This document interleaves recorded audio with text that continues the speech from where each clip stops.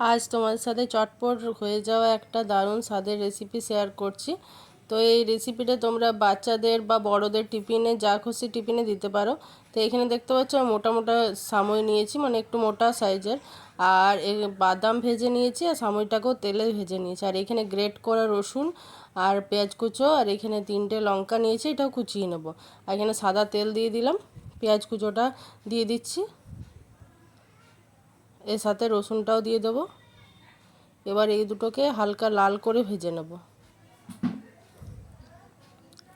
খুব সহজ, খুব জলদি হয়ে যায় রেসিপিটা, আর তোমাদের টিফিনে মানে দিতেও সুবিধা হবে। আর এখানে কাঁচা লঙ্কা কুচোটাও দিয়ে দিলাম,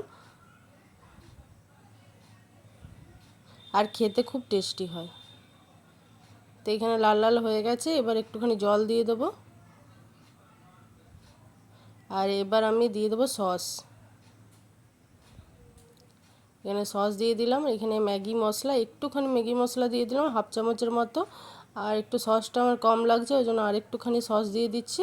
এবার এটাকে ভালো করে ফুটিয়ে নেব, আর লবণও দিয়ে দিলাম একসাথে।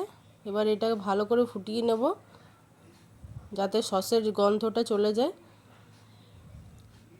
এবার আমি এর মধ্যে ক্যারি পাতা দিয়ে দিলাম, ক্যারি পাতাটাকে কুচো করে নিয়েছি, দিয়ে দিলাম। এবার আমি যে স্যামুই আর যে বাদামটা ভেজে রেখেছিলাম সবটা একসাথে দিয়ে দিলাম। এবার আমি এটাকে ভালো করে নেড়েচেড়ে মিশিয়ে নেব, দিয়ে জল দিয়ে দেবো।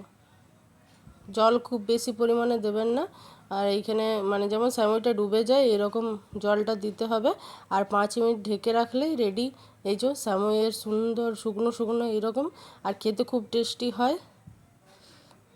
এটাকে স্যামুই ঝাল স্যামুই বলতে পারো, খুব ভালো খেতে হয়।